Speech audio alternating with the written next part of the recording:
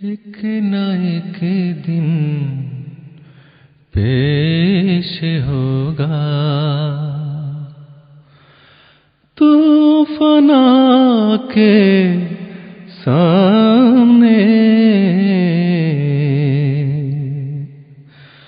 چل نہیں سکتی کسی کی کچھ قضا کے سامنے، ایک نہ ایک دن پیش ہوگا تو فنا کے سامنے،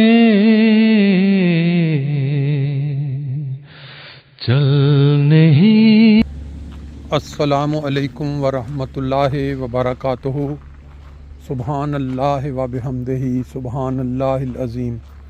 اللہم صلی علی محمد وعلی آل محمد کما صلیت علی ابراہیم وعلی آل ابراہیم انک حمید مجید۔ اللہم بارک علی محمد وعلی آل محمد کما بارکت علی ابراہیم وعلی آل ابراہیم انک حمید مجید۔ آج 6 مئی 2026 اور بدوار ہے۔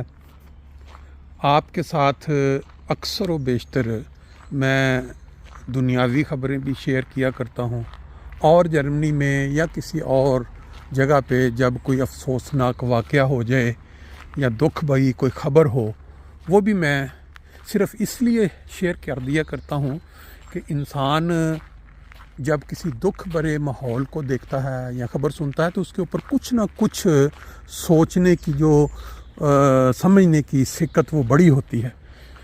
عام طور پہ آپ سنتے ہیں قرآن مجید میں بھی آتا ہے کہ جب انسان کے تمام کام سیدھے چل رہے ہوں اور ہر کام پہ وہ خوشی محسوس کو، تو اللہ تعالیٰ سے دور ہوا ہوتا ہے، بھول جاتا ہے خدا تعالیٰ کے انعامات کو، افضال کو۔ لیکن جیسے ہی وہ کسی مشکل میں پڑتا ہے، اس کو کوئی تکلیف پہنچتی ہے، تو پھر اللہ تعالیٰ یاد آ جاتا ہے، پھر اللہ تعالیٰ سے وہ مانگتا ہے کہ اللہ مجھے سکون دے، میرے کاروبار میں برکت دے، مجھے تکلیف سے نکال۔ اور پھر جب خدا فضل کر دیتا ہے پھر وہ دور۔ یہ انسانی فطرت کہہ لیں یا انسانی نیچر کہہ لیں۔ ابھی چند دن قبل آپ نے ایک خبر سنی فرینکفرٹ کے حوالے سے، بہت وائرل بھی ہوئی دنیا میں، کہ نوجوان 18 سال کا نوجوان باقی 4 دوستوں کے ساتھ اپنے کلاس فیلوز کے ساتھ فرینکفرٹ میں رات کے وقت ایک حادثے کا شکار ہو گیا۔ گاڑی میں وہ بالکل دریا ہے جو فرینکفرٹ کے بیچ میں سے گزرتا ہے، وہاں ایک جگہ ہے تھوڑی کھلی، تو وہاں ان کا پلان تھا کہ ایک دوست نے نیا لائسنس کیا تو اس نے دعوت دی باقی دوستوں کو کہ بھئی آپ بھی آئیں تو کھانا کھانے چلتے ہیں۔ یہ بالکل نارمل روٹین کی بات ہے یورپ میں، جب بچے کوئی کارنامہ کرتے ہیں، کوئی ڈگری لیتے ہیں، کوئی لائسنس لیتے ہیں یا کوئی ایسا کارنامہ، تو وہ اپنے دوستوں کو دعوت دیتے ہیں، اور پھر دوست جو ان کی کلاس میں پڑھتے ہوتے ہیں یا پڑھتی ہوتی ہیں وہ پھر مل کے کہیں کھانا کھانے جاتے ہیں اور انجوائے کر کے گھر آ جاتے ہیں۔ یہ واقعہ آپ نے سب نے سن لیا کہ جب ایک دوست کا فون آیا دوسرے کو کہ بھئی اس طرح کہ چلتے ہیں، فلاں دوست نے ہمیں کھانے پہ یا باہر کھانا کھانے کا کہا، تو اس نے کہا نہیں بہت لیٹ ہو چکا ہے، اس وقت رہنے دیتے ہیں۔ تو اس نے آگے سے کہا کہ اچھا اگر آپ نہیں جا رہے تو پھر میں بھی نہیں جاتا، میں بھی انکار کر دیتا ہوں۔ اب یہ دوستی جو ہوتی ہے نا بچپن کی یا جوانی کی، یہ ہم سب جانتے ہیں کس طرح کی ہوتی ہے کہ ایک دوسرے کے جذبات کا بڑا خیال رکھتے ہیں۔ اس نے کہا اچھا میری وجہ سے اب تم بھی نہیں جا رہے، اچھا چلو پھر میں بھی چلتا ہوں تمہارے ساتھ۔ لیکن کیا پتہ تھا کہ وہ جو فرشتہ ہے موت کا، وہ اس کو بیسیکلی تیار کر رہا ہے کہ اس نے جانا ہے۔ بہرحال ہم مسلمان ہیں، مسلمان ہونے کی حیثیت سے ہمارا یقین ہے کہ قرآن مجید میں بھی آیا ہے کہ اللہ تعالیٰ نے ایک جگہ مقرر کر دی ہے جہاں وہ انسان پہنچ جاتا ہے جب اس کا وقت آیا ہو۔ بہرحال اس نے جب کہا کہ ٹھیک ہے، پھر سننے میں یہ بھی آیا کہ جب ان کی جو مائیں ہیں، یہ بھی ایک قدرتی بات ہے کہ جب بچے چھوٹے ہوتے ہیں، جوان ہوتے ہیں، تو ماؤں کو ان کی بڑی فکر ہوتی ہے۔ تو جب ایک نے دوسرے سے پوچھا کہ اچھا آپ کا بیٹا جا رہا ہے، تو انہوں نے کہا ہاں میں نے اجازت دی، چلیں پھر ٹھیک ہے ہمارا بھی چلے جائے گا. اس طرح کا بھی سننے میں آئے بات. بہرحال وہ جب چلے گئے تو چند گھنٹے کے بعد پھر اچانک ایک گھر میں فون آیا کہ اس طرح وہ حادثہ ہوا ہے اور اب اس کی ڈیٹیل میں ہم اس وقت نہیں جائیں گے، کیونکہ اس واقعہ کے بعد پوری فضا جو ہے وہ چہم گوئیوں کے ساتھ اور افواہوں کے ساتھ بھر گئی. بہت سارے لوگوں نے، کسی نے کوئی رائے دی، کسی نے کوئی رائے دی. کوئی کہہ رہا ہے جی کیوں گئے بچے چھوٹے، کیوں ان کے ساتھ لڑکیاں کیوں تھیں. کوئی کہہ رہا ہے جی وہ ڈرائیو کون کر رہا تھا، کسی کے پاس لائسنس نہیں آتا.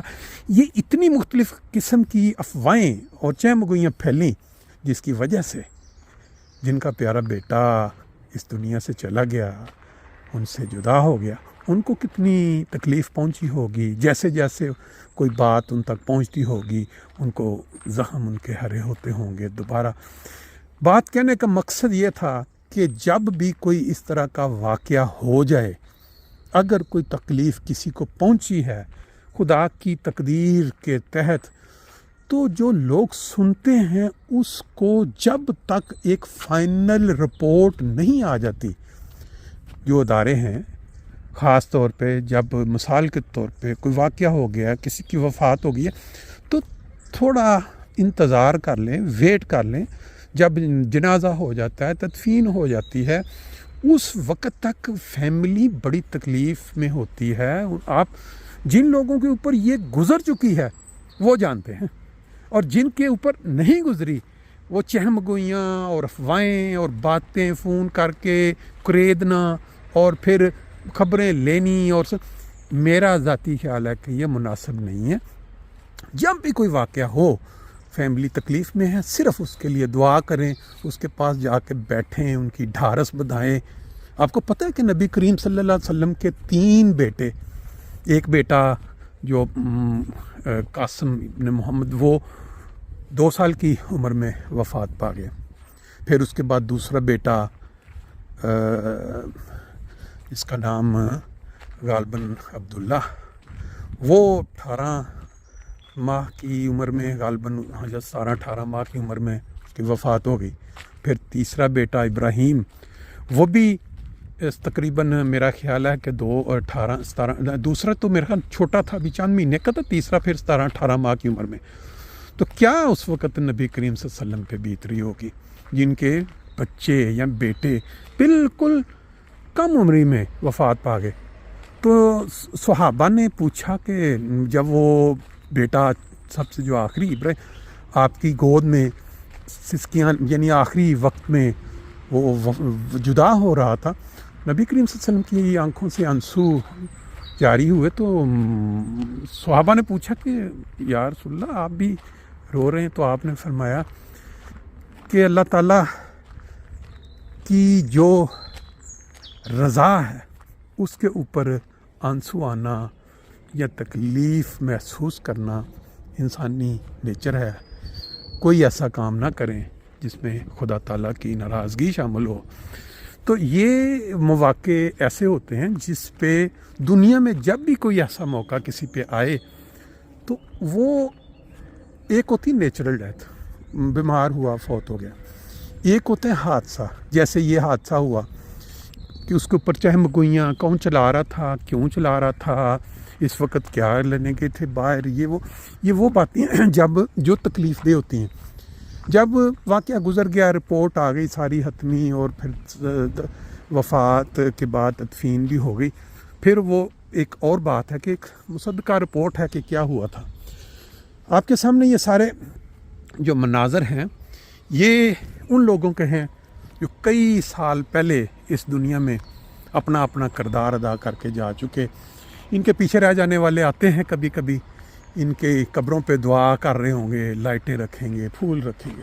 لیکن ہمارا جو مذہب اسلام ہے وہ بہت ہی خوبصورت ہے. ہمارے جب کوئی وفات پا جاتے ہیں، بچے یا بڑے یا بزرگ یا خواتین، تو پورا جو ایک نظام ہے وہ ایسے ہے جیسے آپس میں ایک فیملی ممبر ہیں. اپنی جماعت احمدیہ کو لے لیں، جو احمدی نہیں ہیں ان کو، کیونکہ سارے جو مسلمان ہیں ان کو اللہ تعالیٰ نے نبی کریم صلی اللہ علیہ وسلم کے ذریعے ایسے ایسے اچھے کام سکھا دیے ہیں کہ فیملی کے لیے جو ڈھارس ہے، ان کے لیے ہمدردی ہے، ان کے لیے جو دکھ درد کی بانٹنا ہے وہ کیسے.